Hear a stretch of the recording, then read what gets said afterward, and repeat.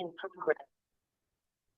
Today, we welcome gardener, forager, and community builder Jada Bee. She is the co-founder of the People's Co-op in Bloomington, Indiana, and she is the author of the book Gardening and Farming Journal, Our Liberation Fruits, from which we'll get a preview today and be working with. So, please welcome Jada Bee. Hey, everybody. I'm so glad to be back. Thanks for joining us today. There's a lot of us today. I am going to be kind of trying to start getting us through planning a garden, getting things set in our garden as the spring is coming on. So what I'm going to do is kind of do some things in sections, and after each section, I'll have you ask questions about that section so that I can answer those before we move on to another section. I did see someone in the chat already say that they um, couldn't open up the forms. Each one of the forms has a password that goes with it, and I believe Emma would have sent that out. I'm not quite sure. We can put those I sent in. those out last night. Okay. If you didn't So receive it, let us know in the chat and I'll upload them to the chat as well. okay. Um, the password should be working. Okay, sorry. Hold on one second. Trying to make sure that they're working. They should be working. Jada, they did work. I heard from a couple of people that they didn't, so I wonder if that's a browser issue. I Okay. got them to work in Chrome and Edge as well as DuckDuckGo. I don't know what other browsers folks are using. Yeah. Okay. Good, good, good. Okay, just checking on that. Just a little bit of housekeeping before we get started. If they aren't working, we can try to drop another. Uh, yeah, try them on two different devices. Try them on a different device, maybe might work, or different browser is really what it is. So mine is coming up in what is it, Foxfire? Is that what it's called? No. Yeah. Okay. um First and foremost, we're going to start with uh all the pre-prep that you can do during wintertime. Now, I know we're sort of moving out of wintertime, but I figured I'd talk about this time period uh, for you so that you can have it for next year. If you didn't do some of this stuff, it's okay. Everything is all right. But this is some good reminders for you for next year. Okay. So, the first thing I want to talk about is yard cleanup and some of the do's and don'ts of yard cleanup. I think a lot of times we think that we need to overly pluck everything out at the end of a season and clean everything up so it's nice and tidy for the winter. The problem with that is that we're disturbing areas where bugs and bees and critters are going to be hibernating in over winter. So my first thing to do is leave all of your dead plants at the end of the season. You know, clean up maybe the heads if you're collecting seeds, but leave the stalks and everything like that. Leave the fallen over, detritus, because that is where they can kind of get in and hide. They can make little nests, and they can survive the winter. Um, so that's one of my key things is, and then you want to leave them. So now we're into like our cleanup phase. Now you want to leave them until the new plants are starting to bloom. So your early bloomers are starting to bloom, and the bees and bugs have a chance to wake up, and so that you're not ripping them out of their house and possibly killing them in the process. Um, so the other thing that I want to talk about during the winter time is raking leaves. Now, this is people all over are hardcore about raking leaves. They feel like they need to get the leaves off of their lawn because they don't want to kill their grass. Well, gardeners know that leaves are really a precious commodity. And so if you don't want them on your grass, then you can use them in the garden. But I will say a better thing to do even for your grass is to mulch those leaves and let them sit in your grass over the winter, and they will help feed your garden. instead of putting non-organic uh, material on your yard, you can have that mulch leaves.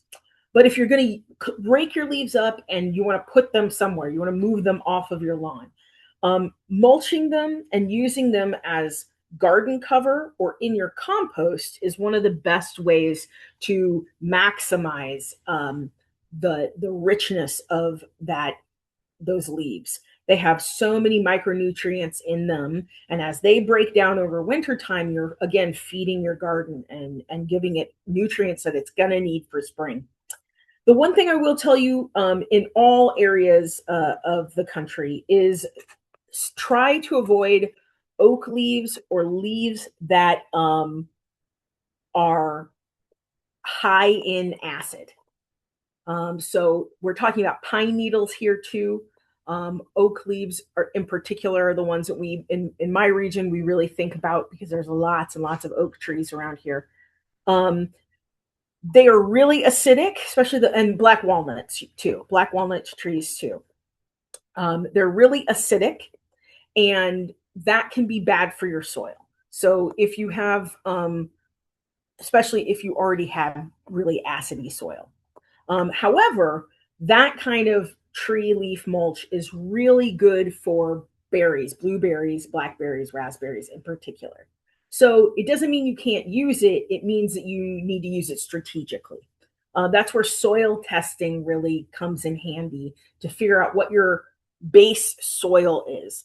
Now, your local USDA office should give you soil test kits so you can for free. So you can go to your local USDA office and you should get soil test kits for free. So yeah, basically they do them and they send them off for you, and it usually goes to a state-run college.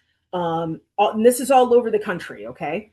Um, so it's not just here in the Midwest, but all over the country. Um, and so you uh, you can do soil testing so you can find out really what the balance of your soil is so you can know in the spring what you need to add to or fall to change the pH balance of your garden and your dirt. In the wintertime too, you want to think about fleece covering or wood chipping or covering up tender plants.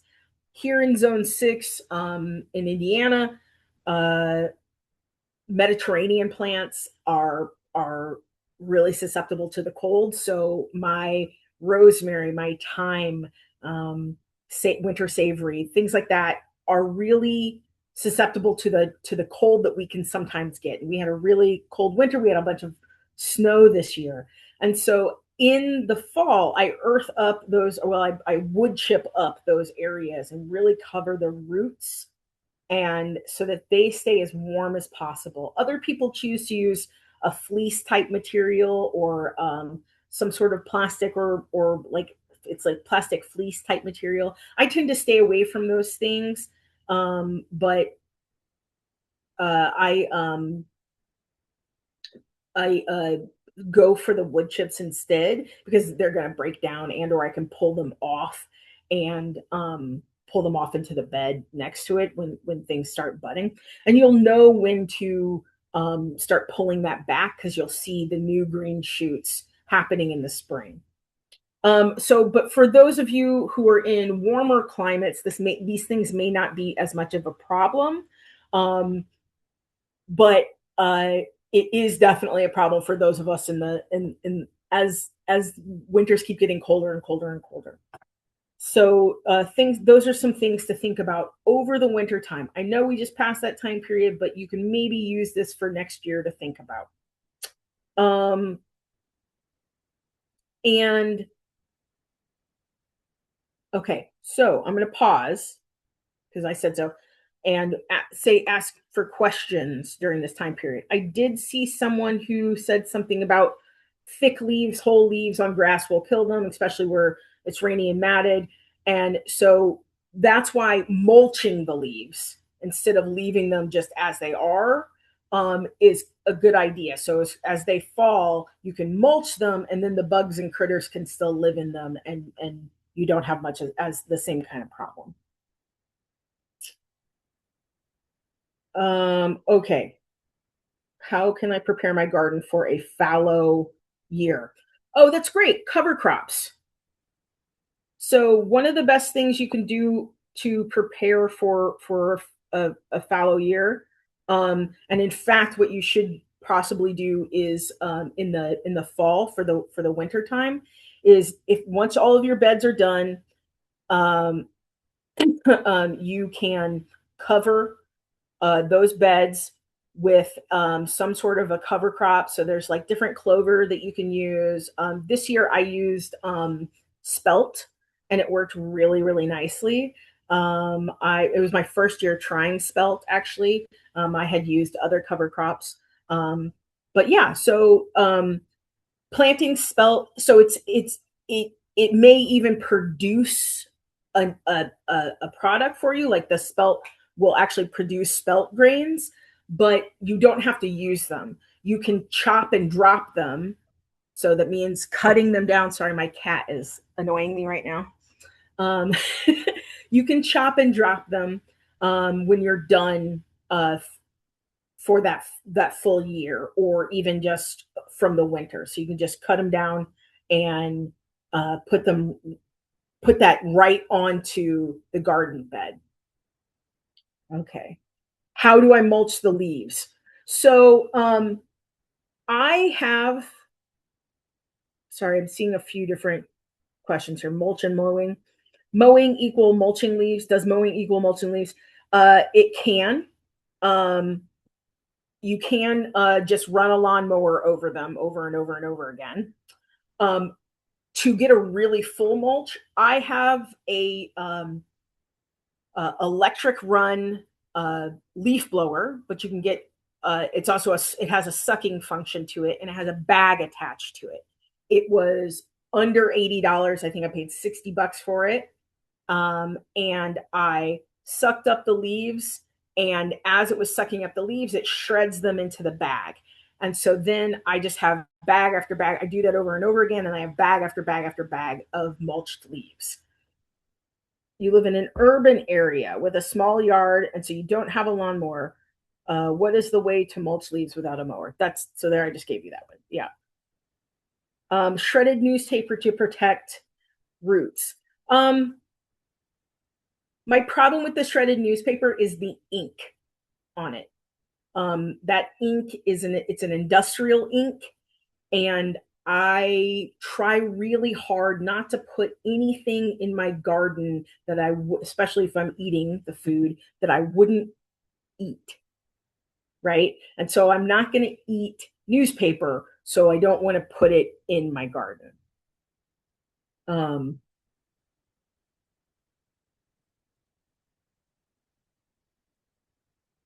I'm wondering about leaving old plants over winter. Does it not encourage the bugs that will eat the same plants in the summer? It can, for sure. That's why you do companion planting. We'll talk a little bit about that. So companion planting, that will discourage the pests. But here's the deal: is that nature is not, it's perfectly imperfect. So in order to get the beneficial bugs, they live and have some of the same requirements as the pests. And so we have to have that balance, right? Of where we're feeding and nurturing the beneficial bugs and trying to do our best to keep the pests away. Planting is is is all about that. Companion planting is all about making sure that you're putting things in that are either sacrificial plants that the bugs go to, or they help keep the bugs out. So that's a way to kind of balance the fact that you are giving a place for the bad bugs to live as well as the good bugs to live. Okay, let me see. Every time you guys post, it somehow like rolls right up, and it's hovercrop product like spelt, buckwheat, etc. You often people do not eat the cover crops. Very true. Yes. Is there a reason for not eating edible cover crops other than wanting them to do the work of processing?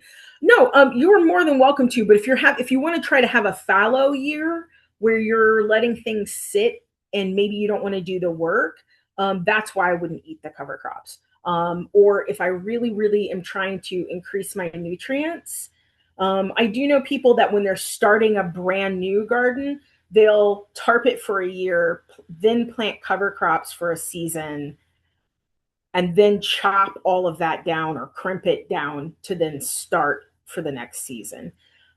There is it's six one way, half dozen another of whether you want to eat your cover crops or not. Um, I personally this year didn't want to eat them. I was using them for nutrients. Yes, with the paper. And guys, with the files, I'm gonna go over those things with you. Okay. Um, so we'll get to that when it happens. Okay, I'm going to move on to the next section. Jobs to do in March. So these are some pre-jobs that you can put in your journal. You can plan in your journal, but these are some of the things that you should be doing in February and March. I don't know how many of you watch Gardener's World. You all should watch Gardener's World if you have access to BBC America. But this is jobs to do around the weekends is something that is very much a Monty Don thing. And so March jobs, it kind of falls in line with that. You want to go and check all of your garden beds for any sort of damage, and any fences that you have. So you want to look at everything and make sure that everything survived the winter. So if you have raised beds, you want to make sure you don't need to do any repairs there, or if maybe some animals did get in and bust things open. We have a really bad mole problem in southern Indiana, and so I am constantly having to deal with moles come springtime. And so this is the time period where I am trying to look through to check for damage that they've done. Sometimes just with the harsh weather, my fencing needs repaired, and my fencing is definitely needed to keep out the deer that think that my garden space area is their second home. And then the other thing that I do is I practice hugelkultur. And if you follow here on Green America, I did a whole webinar on hugelkultur, so you can look back about that. So in this time period, I collect sticks that are fallen down in my property to make new garden beds. So this is a great time period to just go around the entire property and pick up all of the sticks and little twigs and things like that, put them in a pile to be used to make a new garden bed. This is a great time to clean and inspect your tools, your gardening tools, for any damage. And then also you want to make sure they're nice and clean for the start of the season. That involves actually washing them with soap and water. I know this sounds weird, but you can definitely transfer pests and things like that, and diseases from your own tools. So this is a great time period to wash and clean your tools, inspect them for damage. I definitely broke a rake that I need to either try to fix with a little bit of welding, or I'm just going to have one. So this is the time for that. Clean your pots and seedling trays. I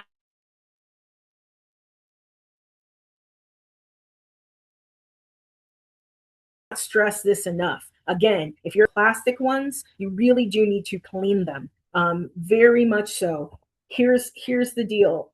Again, it can contain and keep hold of different kinds of diseases that can transfer onto your plants.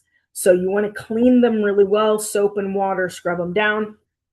And even the seedling trays, those big black plastic trays. I will say one of the things that Monty Don from Gardener's World has taught me is to, yes, try to save and reuse the plastic trays as much as possible. He even like tapes them up and all kinds of stuff, and so I do that too. But I he's also switched over to making his own plugs using a plug maker, and it's this little device that um, takes dirt and turns it into little dirt blocks that you can just plant directly into these dirt blocks. Okay. Um, and also, he has taught me to use paper pots. And so I've been using these Koya paper pots way more often than I've been using the plastic ones because even when I'm done with them, they break down into the soil, and or if I pull them out, I can take that plastic, I can take that paper pot, because it's like a little Koya paper pot, put it in my compost as a brown scrap, and it breaks things down. So those are some good tips on that. Now's the time to do seed sorting. And so now I want to talk just a little bit to you about seed sorting. I don't know how many of you are seed savers, whether you guys are into seed saving or not, but this is the best way to cut your gardening costs. So if you're growing a particular flower or particular plant in your garden, when it starts to seed, pull those seeds and save them for yourself so that you have them for next year.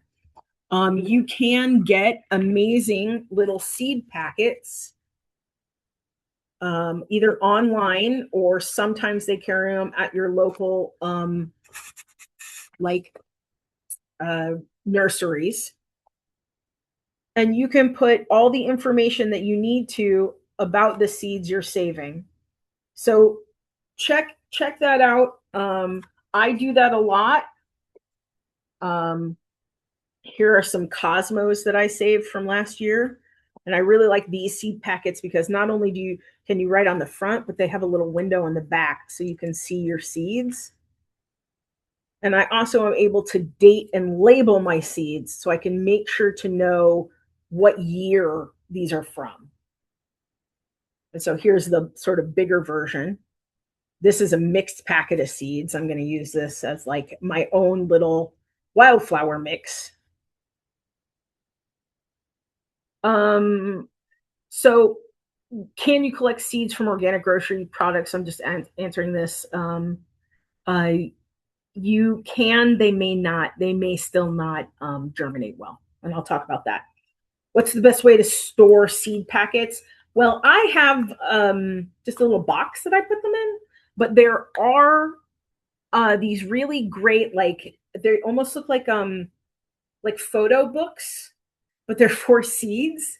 So there are products, or you can just stick them in a box, kids. But you do want to put them in something that is sealable, and uh, it doesn't have to be sealable like this necessarily. It just should be something that can be folded over and even clipped. So I don't know how many of you work in offices, but steal these from your boss, and you can clip these right onto the top of your seed packets too. Okay.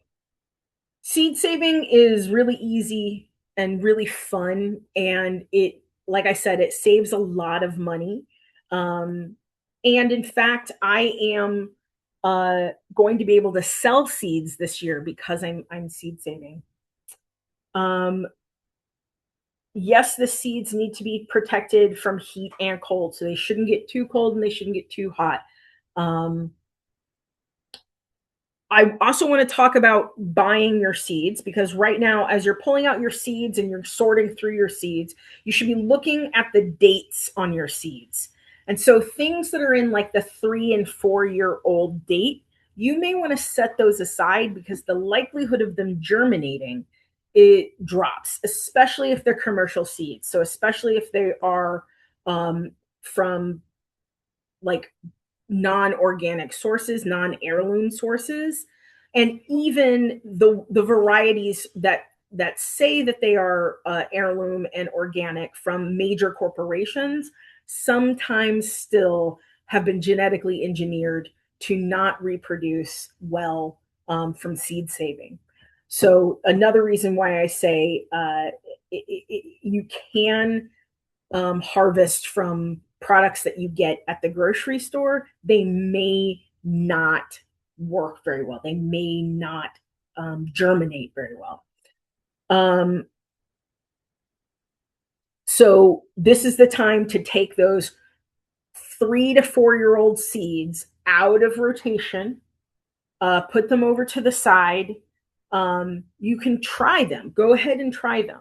But the likelihood of seeds germinating in that 4 and 5 year time period, it dramatically drops when you're using commercially produced seeds. Um, Organic and heirloom varieties, seeds that you have grown yourself, um, can last longer than that.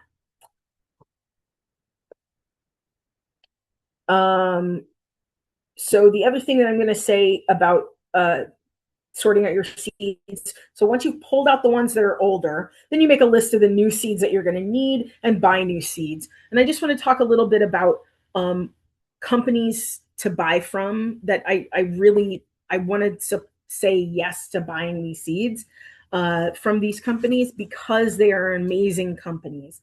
Um, One of them is the Alliance of Native Seed Keepers. And it may also say Bertie County Seeds. They're working with this that seed company in North Carolina, for those of you who are from there, um, as an Alliance of Native Seed Keepers. With the Alliance of Native Seed Keepers, are working with Bertie County Seeds in order to preserve indigenous seed keeping practices and promote seed keeping.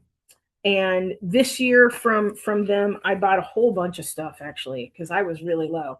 But they've got really beautiful designs on their seed packets. Um, Very lovely designs. And they tell you everything you need to know. So they tell you what kind of level of sun they need. They tell you when you can harvest. They tell you how tall the plants will reach. And in many cases on the back, they'll tell you the seed depth you need to plant in, the seed spacing, and the row spacing. They tell you when to sow outdoors and whether you should start inside or not. Um, so yeah, so I have these are eggplants. This is a nice little eggplant, and on the back it says when to sow outside. Not recommended for eggplants. Require warm temperatures and long growing season. So start indoors, right? So this part of the seed process is really amazing when you buy from indigenous seed growers. They have a lot more information than commercial seeds do. Plus, many of them have answer their emails when you have questions about any of their seeds. They are all non-GMO and have all of their phone number and information on the back for you to collect with them, to connect with them. Another company that I like a lot is Prairie Moon Nursery. So these are really good for natives. They have really good natives. Um, and a lot of this is in the Midwest. And so some of this is not in the Midwest. This is a Midwest company, but they do have natives for every part of the country. Same with the Alliance of Native Seed Keepers and Bertie County Seeds. They have plenty of seeds that will fit everybody for anyone else. So Prairie, you can also buy live plants from them. You can buy bulbs from them. But I this year just bought a few things. They had wild leeks, and those of you from Indiana, do you know that this is a rampion? This is ramps, and so we're crazy about the ramps here in Southern Indiana. Um, and then for commercial seeds, the only reason why I buy these seeds, really, is because my local it's like a big hardware company here in the Midwest. It's called Menards. They have super sales on them. So these are normally $2.99, $3.99. There's some that are $4.99. They were selling them for 99 cents. So these are the burpees, and they're a lot of them are heirloom variety, or they are organic variety. I either bought the heirloom or the organic variety. Now, they guarantee their seed germination. Okay, when you're working with somebody who's a seed keeper, they can't completely guarantee the germination rate because they don't test them the way that companies test them. But that's because these are genetically engineered to have that germination rate be fairly clockwork. Um, so yes, Fairy Morris, Morse Organic too. Yeah. The other thing that I use that I got from Menards is from Valley Green. Now, here's the thing. These are 59 cents and Menards was selling them for 29 cents. So even if these don't germinate well, I have spent barely nothing on them. However, I have had major luck with these germinating, and especially when I'm trying to buy, if I'm trying to do a lot of herb growing for one year, like there are some years where I'm growing a lot of herbs because I'm selling them or I'm doing other work with them. Um, I just need mass quantities of seeds, and I can't save that many of them myself. And so I buy them from them, from this company, and I grow them in an organic manner. They're grown organically, and so they yield really well and they grow really well. Um, there is one seed company that I am not a fan of, and you posted it, Emma, and it's Baker Creek Seeds, and so that's a no to Baker Creek. Um, and just a little bit of garden tete-a-tete is, yeah, germination does not guarantee great equal yield, of course. Yeah, I'm just saying that I generally, the seeds that I've picked for you today, I have great germination rates with them. Do not post Baker Creek is what I'm saying to you. Um, uh, the, yeah, no to Baker Creek. I have never used Johnny's Seeds. I've never used Territorial Seed Company. Go and do a little research about Baker Creek if you don't know. Um, and they also have another company called uh, Rare Earth Seeds or Rare Seeds, and not good. I'm not going to talk a lot of crap about Baker Creek on here because I just feel like uh, you can really easily look them up.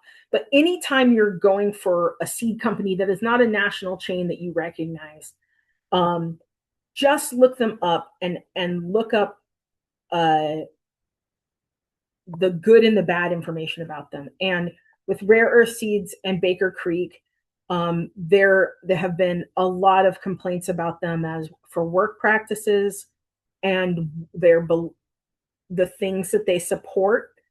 And so maybe some of you support those things. So I'm not going to go into all that. But yes, they are not great. So that's my little word on seeds. There is another seed company I would like to show you. I am going to actively search them real quick. It's called Ujama. Ujama is a excuse me. I'm going to screen share real quick.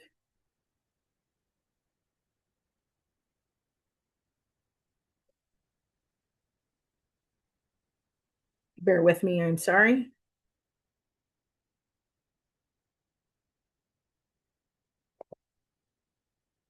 Can you see my screen? So this is Ujema.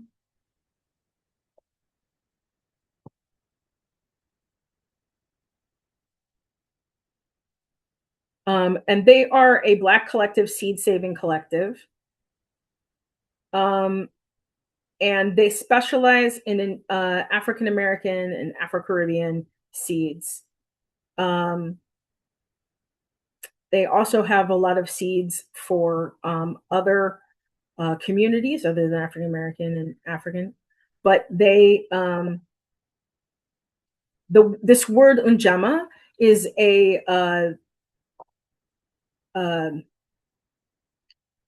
brain is going dead. I'm really sorry. Is a Swahili word. Thank you. And it means extended family, but it's a Kwanzaa word meaning cooperative economics. And cooperative economics is a central concept in Kwanzaa. It's a central concept in the organization that I run, which is People's Market here in Bloomington, Indiana. And cooperative economics is about us sharing the wealth. And so this is just a little section that I want to talk to you guys about growing food and how important it is to grow food, and to grow food for your communities. So I would ask you to make sure that you are thinking of different ways to share your abundance with your community. Okay, I'm going to stop real quick. Oh, the last thing I'm going to say is save these little twist ties all throughout the year from your breads or whatever, because they work really great in the garden to tie things up with. And then, like I said, save these little clips because you can clip your seed packets together once you open them to keep everything together. Okay, I'm gonna pause now for some questions. Ooh, yeah. If you're in the Chicago area, cool. Elizabeth, that sounds great. Any other questions for this seed saving area and the March jobs? Okay, we're going to move on to starting your actual garden journaling. Now, my journal here is it's a combination of like traditional garden, like a traditional journal and bullet journaling. Some of you may or may not have ever bullet journaled before, but oh, I should say, yeah, I'm seeing somebody say contact master gardeners in your area for seed sharing events. Yeah, there should be local area events for seed sharing in all areas of the country. And there may also be like seedling sales and things like that for natives, especially natives in your area. Yeah, so this journal in is all about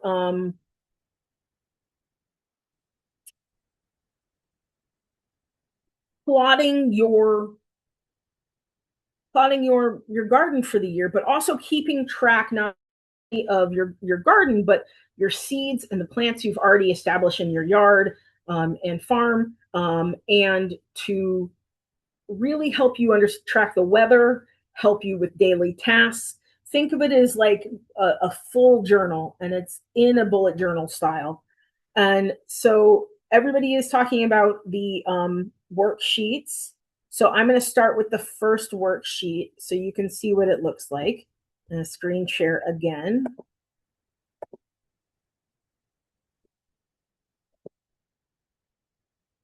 All right, this is the first worksheet, and it is on a grid. It's a planner. So in this planner, you can do things like, and I can draw right on this one. You can go really in particular and say this is my garden, and there's my entrance there. Okay, this is my fenced off garden. Now, again, if I were doing this on the actual paper, it might look a little nicer, but it's a little harder to do. So then I'm gonna say I have a garden box uh, right here at the start, or a garden bed right here at the start. Now, well, that's a really bad line there, but let's try it again.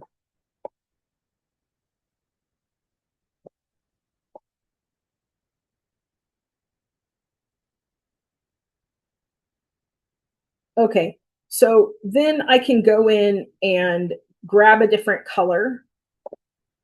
So this is how I can do this online. But if I'm doing this in paper, I can color code things and say all of this is a mix of kale and lettuce, right? Because those are the first things I'm going to be planting the first part of the season.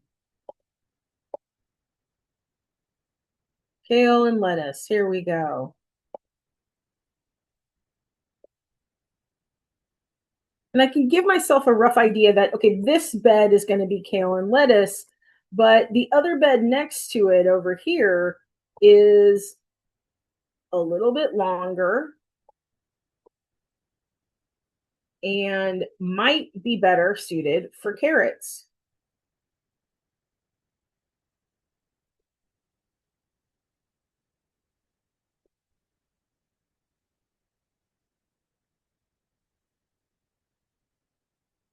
So really I'm kind of getting a nice representation of how things can go. And I like this digital version of it because I can play around with it a lot. But in the book version, there is quite a bit of paper space. We're back. Quite a bit of paper space so that you can play around with it. So there's a lot of, and the pages are double-sided with the planner, so we can play around with it. One suggestion, if you've never bullet journaled before, you may want to use rulers. They also have these little bullet journal little tracing things. And so each of these little symbols here could be different plants that you're planting. And you can color code it with different pens. And I use a small pencil. I tend not to do my garden planning in pen. I use a pencil that is easily erasable so that I can get in it. This is a brand new book. I mean, I've broken it into for you guys, but this is a brand new book. So I haven't started setting up my garden yet.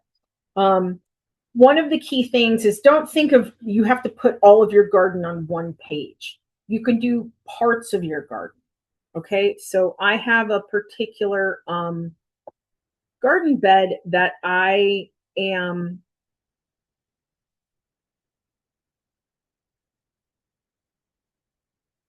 okay, I see. So yeah, so somebody is saying here, what if you have one large above ground garden with an 18 by 24? How would you map that out? So what I would say is I break it up. Okay, is that you would cordon it off into some sections into what you want to grow that season. So that's part of when you're looking through your seeds, you're saying, okay, what is it that I want to grow this season? And what is it that I want to see in my garden, and how much of my garden space do I want to devote to peas, to beans, to carrots, to potatoes, to whatever. And so you just need to you take your dimensions in hand and you think about that.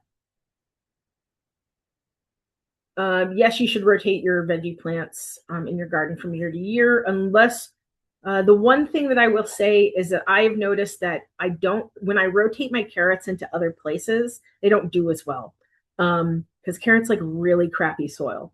So I keep them in the same bed every year, and they tend to do so well because they're just like, this is horrible soil. Thanks. I don't know. Carrots, it's really the water for carrots too, but they like the crappy soil that I put them in. So if you have a larger garden, I would say break it up and try to think about how you can maximize your space, um, and whether the plants that you're planting need trellises. So if you have a couple of plants that you're planting that need trellises, maybe planting them next to each other is a good idea. There is also the three sisters method, which is corn, beans, and squash. Um, and so the corn provides a nice stalk. The beans grow up the corn, and the squash runs around the bottom. Okay. It can also vine up too.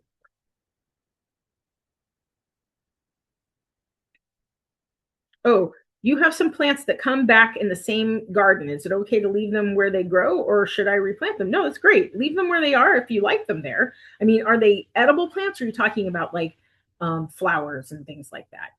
Because yeah, if the flowers edible, okay. If the flowers come back every year, or the edible plants come back every year, that's great.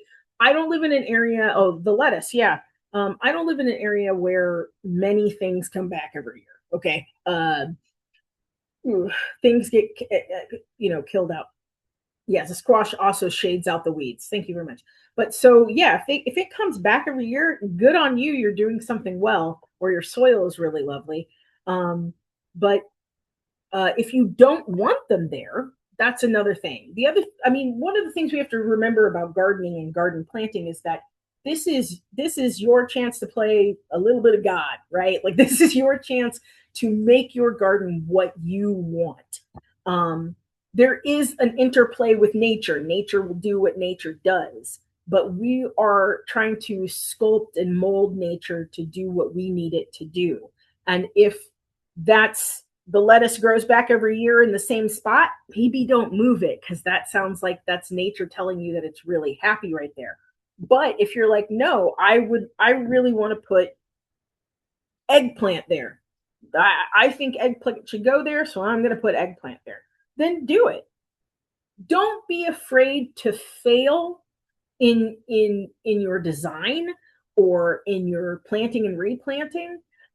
This is not a zero sum game. If you are planting because you need to subsist on the food that you are growing, then I suggest really looking at sustainable crop growing and rotation crops and hardier crops. But if you are trying to just subsidize your food because fresh food tastes better, because you are enjoy the process of growing food, there is a certain amount of trial and error that you're going to do. One of my mentors, Mr. Smiley, says that you have to spend time in your garden and watch it and watch where the sun comes in and where the sun comes out, where the water pools, where the water drains through. That you need to know every part of your garden in order to really know what to plant and where to plant. I have been on a 5-year mission now in my garden slash farm to plant a bunch of different things in a bunch of different places to see what works best. And I have found that there are certain areas of my garden that need a lot of work. And I have to really, really try to get anything to grow in them. And I have other areas that, like, it doesn't matter what you put there, it's going to succeed. I have other areas where I really, really, really have to cut back on what I plant there because it goes crazy. Um, I have a strawberry patch that I didn't intend on having. I just put a couple of plants, and now I have strawberry plants everywhere. So I'm like really trying to figure out how to manage strawberries and strawberry plants now, because I didn't intend on having a strawberry patch where it's at. But it's really happy. So I have to like step up my game in learning how to grow strawberries better, to get a higher yield, to know what to weed out and what not to weed out, when to cut its little the trindles that like, you know, because it sends out little tap roots, little babies. Okay, I'm seeing something. So my wife likes everything in the garden neatly organized. Is there a time and a place for a mix besides the three sisters? So that's companion planting, John. Companion planting is, there are great books out there about companion planting. And so that's Three Sisters is really a companion planting strategy. They are meant to help each other. Um, a great example is tomatoes and basils and marigolds. You can put tomatoes and basil and marigolds in the same area. They will, the basil and the marigolds will keep pests off your tomatoes. Your tomatoes will, they take different things from the soil, so you don't have to worry about them competing for the same type of stuff. And they really do help each other grow. There are many things that shouldn't be planted next to each other because they don't really work. Someone mentioned sunflower seeds. Sunflower seeds suck up a lot of nutrients from the soil. So you don't want sunflower seeds anywhere near areas that you need a lot of nutrients for your plants. So tomatoes need a lot of nutrients. They are sucking up that stuff like crazy. So don't plant sunflower seeds anywhere near your tomatoes. So there are great books on companion planting out there, and I encourage you all to not just do your trial and error. That's great, but also do your research and read some great books out there. Okay. So I'm going to move on and just show you just a little bit more of this book. And one of the key things that I want to show you is the weather tracker.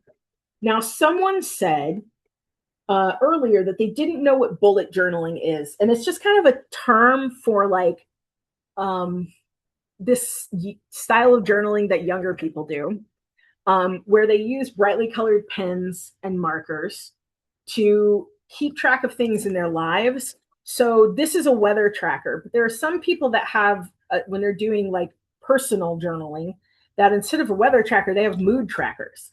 They have, did I take my pills today trackers? They have, how many times did I eat today trackers? Things like that, like food trackers and stuff. So it's just sort of a more fun way to journal. And so this weather tracker that's in the book is really good. And so as you can see, this is a brand new book. So I didn't do anything for January and February because I just started this particular book for you guys today. I have one that I've been working on. But so in southern Indiana, it's been raining like crazy for 3 solid days. So much so that there's a mini lake forming in my backyard. And so in the key over here, this is where it says sunny, rain, partially cloudy, cloudy, storming, freezing, frost, windy, snow, extreme heat, extreme cold, extreme weather. So like cyclones and things like that. And so I use my little pins of different colors to fill in everything. As you can see, I already filled in rain, but yellow I'm going to use for sun because that sounds about right. However, we haven't had sun in a long time. So that'll happen when it happens. But I have so many different colors I can use. So partially cloudy is going to be green. I have pink here for, I'm going to say freezing. Pink is freezing. And so as I'm going through and I'm tracking the weather for myself, I can start seeing a pattern. One of the big reasons why we track the weather is to know what kind of amendments we need to put in the soil, whether it's like I really wanted to plant some onions that I had ready to be planted, but the soil is too wet. It's too soggy to plant those onions because they may rot in the ground. And I don't, so I don't want to do that. So I can look back on my tracker and see, well, it's actually rained for the last 6 days. So it's probably not time to plant this particular thing. If it's if I can count from the last day that it frosted, so I know when I can start planting certain uh, vegetables. So the goal really is to really keep track of the water level um, and the heat level. And so when I get into June and July in southern Indiana, it can get really swampy. Okay. Really, really, really swampy. And when I totally just realized that I um, marked the wrong month, ha ha ha ha ha, because I was having trouble seeing it because of the phone. Anyways, we'll fix that later. But so in June and July here in southern Indiana, we it can get really really hot and it can get really really dry here, and so I want to make sure that I am tracking the weather so that I can keep everything in mind. Okay, this is our planting tracker. So I'm going to switch back over to screen sharing real quick.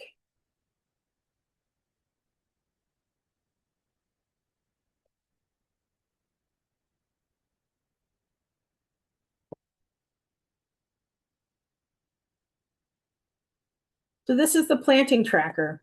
This is for when I'm actually going to start planting the seeds. And as you can see here in the screen sharing box here, I've got the plant's name. You can put the scientific name. I didn't know what the scientific names for beans were, but some people really want to do that, especially when they're planting really nice, flowering plants. Um, but then you can say whether it's a vegetable, whether it's an annual, the date you planted it. Go back to this. The date you planted it here, and then you can see when it germinated, when it's blooming, and when you can harvest it.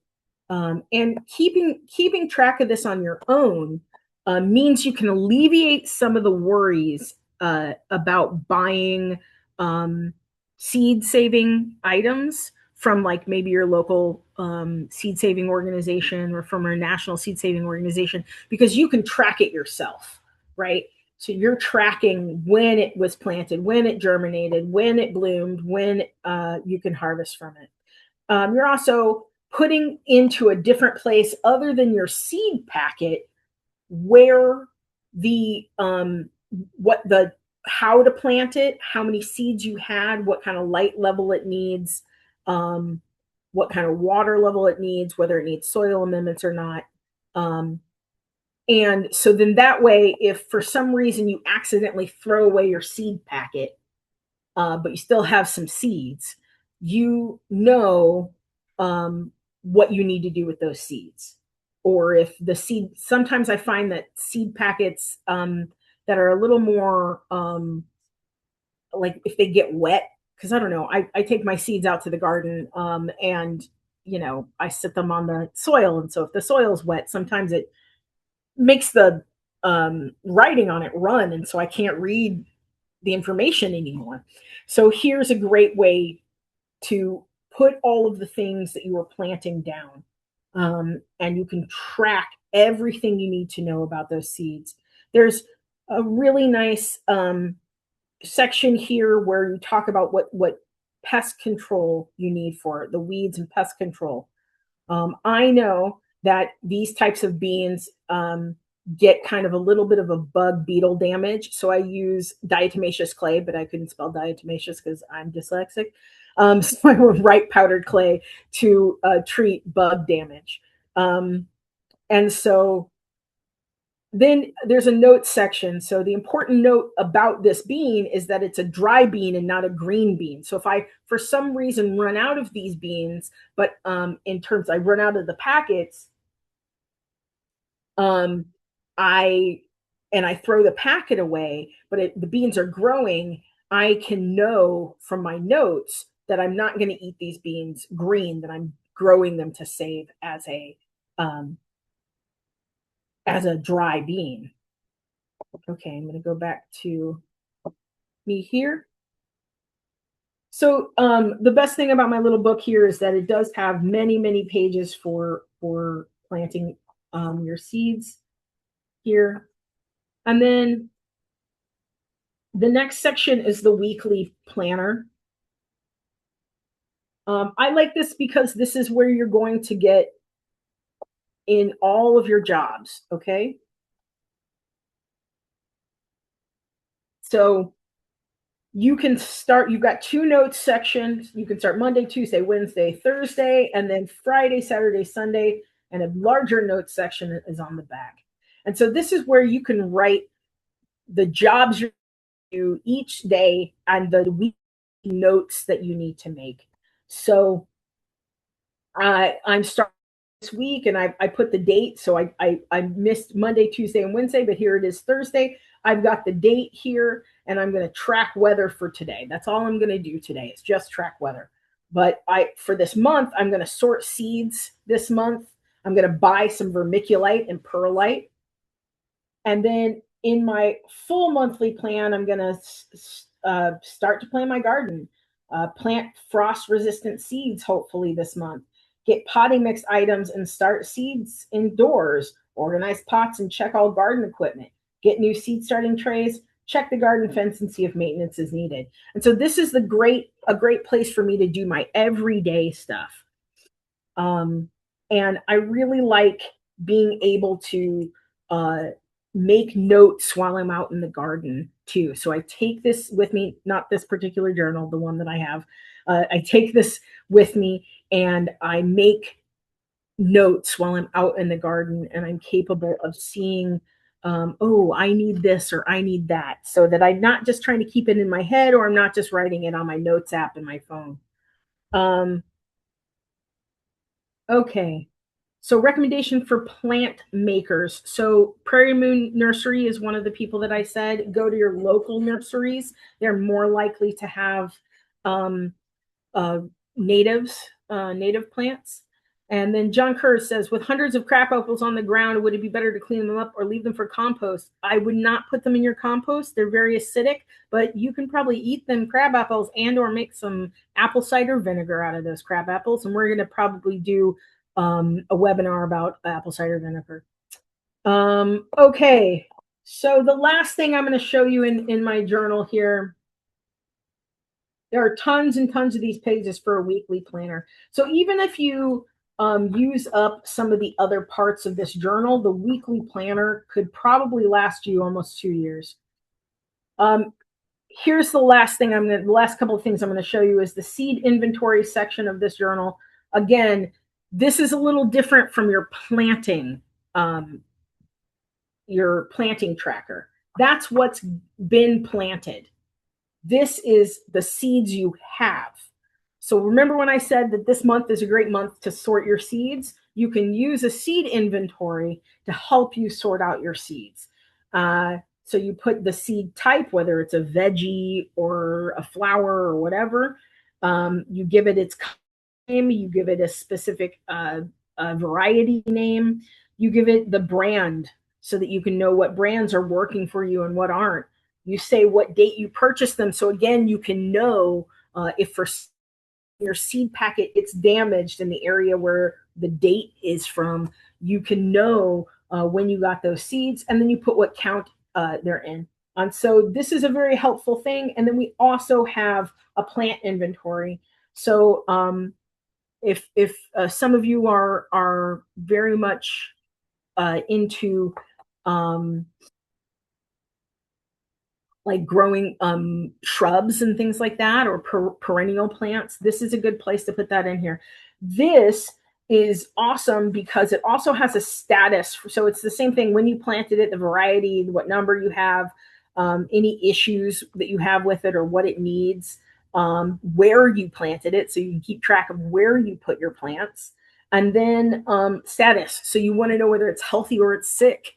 So maybe you have a year where your favorite bush is not doing so well. So we have a right now this year we have a Rose of Sharon that we had to cut back quite a bit because there was a lot of dead parts in it. So I make note of that in my book. Oh, the Rose of Sharon, right? Cutting back. And then I make a note of it. And you see that these lines are a little small. So what I do is I leave two lines behind it to make more notes on that particular plant, especially if it's a perennial. If I'm doing annuals, I'll just leave that on one sheet. All the annuals will just get listed on one sheet, but the perennials I will have, and the bushes and things like that, I will have on another one. So I'm seeing something about markers, plant markers. Don't use the plastic ones. That's all I have to say is don't use the plastic ones. And there's some good ones out there, and or you could just get like popsicle sticks. Honestly, that's a good cheap one. So, someone says that you would wish I'd spend more time on planning what to plant. The problem is that you're all from all over the country. I can tell you what I'm planting right now.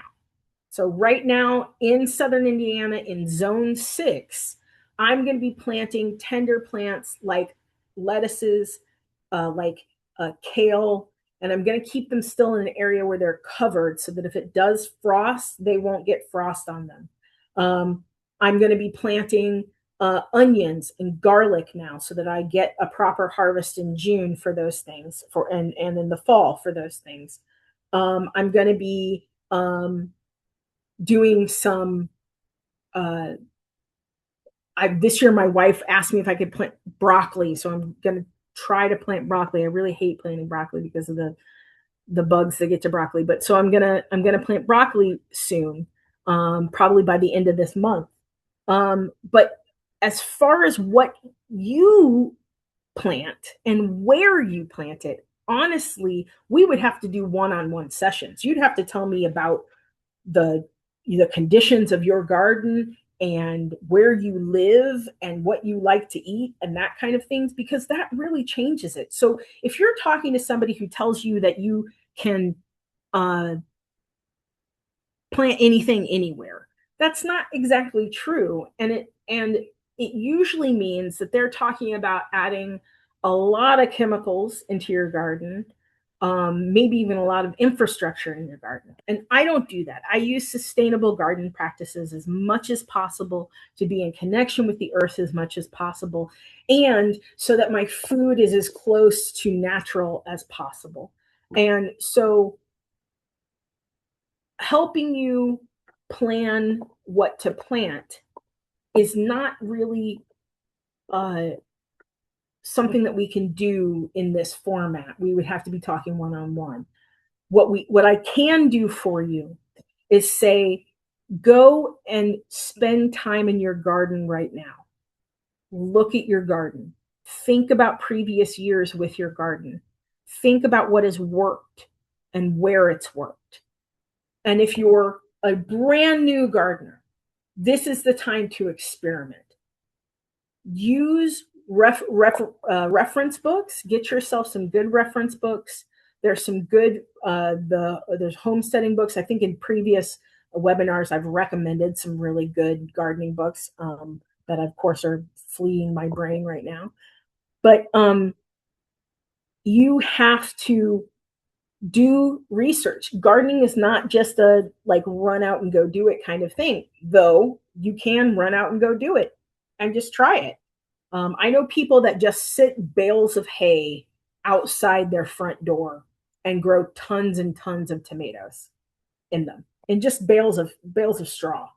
So uh, there's a lot going on for plants and growing, and I what I want to see you guys do is learn and grow. Approach this like you would approach anything um, a little academically, because you will learn from the earth and you will learn from gardening. I'm so glad to be here with you guys today. I will take any other questions that you might have right now.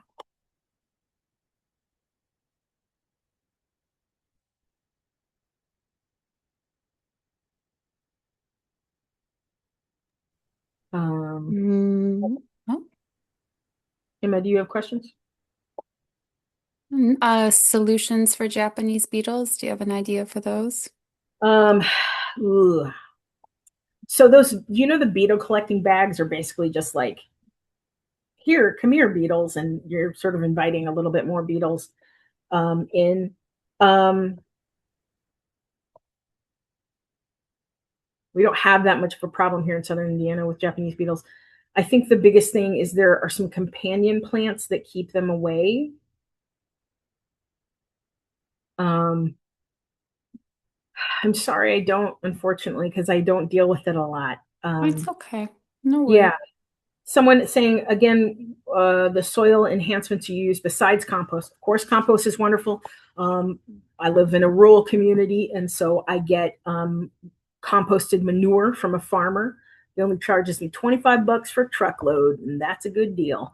Um, but I also use in my potting mix, I use vermiculite and perlite. Now, vermiculite can sometimes be controversial because at one point in time it was used in installation from a particular mine and it had asbestos in it. It doesn't have asbestos in it at all anymore. Please look at your bags. It will say asbestos free. Anyways, the perlite and vermiculite, really what they're doing is they're helping you hold on to moisture in your soil. They're creating room so that your soil is nice and loose. I use koya a lot, which is coconut husk. It's like ground up coconut husk. That's like the topsoil part that I use. When I'm creating a garden bed, again, I do hugelkultur bunker style in raised beds and in flat beds. So I don't necessarily do the huge bunker styles. I do more flat beds with them. And again, Green America has a whole webinar on that style. So it's basically, we also call it lasagna gardening. So I'm layering different kinds of dead wood and composted material and leaves and straw and other things in the bottom of my garden beds so that that will break down over time. And then the very top is a thick compost layer. It's the manure layer, and then a topsoil layer. I plant into the topsoil. The roots seek down into where the wooded area is, and it helps them grow. Um, will I do not understand what the Kiki soil surveys. I'm not really sure what that is. Um, more examples of companion planting. Onions and carrots are good together. Um, trying to think what now that you ask me, my brain is going. Bleh. Um, Maybe that's a future webinar topic.